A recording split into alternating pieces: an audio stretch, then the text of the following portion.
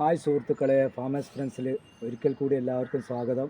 ഞാൻ ഇന്ന് നിങ്ങൾക്ക് കാണിച്ചു തരുന്നത് എൻ്റെ ടെറസിലെ കൃഷിയാണ്. മട്ടുപ്പാവ് കൃഷി, പച്ചക്കറി കൃഷി എന്തൊക്കെ ചെയ്യാം നമ്മളെ ടെറസിൽ എന്നുള്ളതാണ് കാണിച്ചു വരുന്നത്. എൻ്റെ ടെറസിൽ ഞാൻ ചെയ്ത കൃഷിയാണ് ഇതൊക്കെ തക്കാളി. ഇത് തക്കാളി നന്നായിട്ട് വളഞ്ഞിട്ടുണ്ട്, വേണ്ട പഴുത്ത് നല്ല വിളവായിട്ടുണ്ട്, നല്ല കായ് ഉണ്ടായിട്ടുണ്ട്, നല്ല റിസൾട്ടാണ് എനിക്ക് കിട്ടിയിട്ടുള്ളത്. ടെറസിൽ ചെയ്ത് കഴിഞ്ഞാൽ ഞാൻ പറഞ്ഞല്ലോ, ഏറ്റവും കൂടുതൽ വെളിച്ചവും കാറ്റുമൊക്കെ കിട്ടുന്നതാണ് ടെറസിൽ. ഇതുണ്ട്, ഇതിലൊക്കെ നിറച്ചും കായ്കൾ ഉണ്ടായിട്ടുണ്ട്, നന്നായിട്ട് റിസൾട്ട് കിട്ടിയിട്ടുണ്ട്. ഒരുപാട് കായ്, ഓരോ തൈയിലും 17-20 കായൊക്കെ കിട്ടിയിട്ടുണ്ട്. അപ്പോൾ അത് നല്ല വലിപ്പമുള്ള കായ്കളാണ്.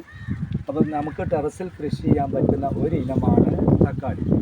അത് നമ്മൾ തിരഞ്ഞെടുത്ത നല്ല ഇനം വിത്തുകൾ പാകി മുളപ്പിച്ചോ അതോ അല്ലെങ്കിൽ നമുക്ക് നഴ്സറിയിൽ നിന്ന് കിട്ടുന്ന നല്ല ഇനം തൈകൾ വാങ്ങിയാൽ നമുക്ക് നടാം. ഏകദേശം ഒരു ഗ്രോ ബാഗിൽ, വലിയ ഗ്രോ ബാഗ് ആണെങ്കിൽ 1-2 തൈ അതിൽ നടാം നമുക്ക്.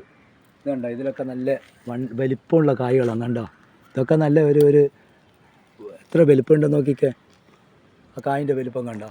അപ്പോൾ ഞാൻ ഇതൊക്കെ ഗ്രോ ബാഗിലാണ് ചെയ്തിട്ടുള്ളത്. നോക്കിക്കേ, ആ ഗ്രോ ബാഗ് ടെറസിൽ ചെയ്തതാണിത്. അപ്പോൾ തക്കാളി നന്നായിട്ട് നമുക്ക് ടെറസിൽ ചെന്ന് കൃഷി ചെയ്താൽ നല്ല റിസൾട്ട് കിട്ടും. ദിവസവും 2 നേരം നനവ്, കൂടുതൽ വെള്ളം ഒഴിക്കണ്ട. നമ്മൾ ഓരോ കപ്പ് വെള്ളം രാവിലെയും 1 കപ്പ് വെള്ളം വൈകുന്നേരം നനച്ചു കൊടുത്താൽ ഇതൊക്കെ കണ്ടോ. ഇതെല്ലാം നന്നായിട്ട് ഉണ്ടായിട്ടുണ്ട്. ഈ കായിലൊക്കെ എത്ര കായ്കൾ ഉണ്ടായിട്ടുണ്ട് നോക്കിയേ, നിറച്ചും കായ്കൾ കിട്ടുന്നുണ്ട്. ഇത് കുറച്ച് പഴുത്തിട്ടുണ്ട്, അത് ഞാൻ ഇന്ന് വിളവെടുക്കും.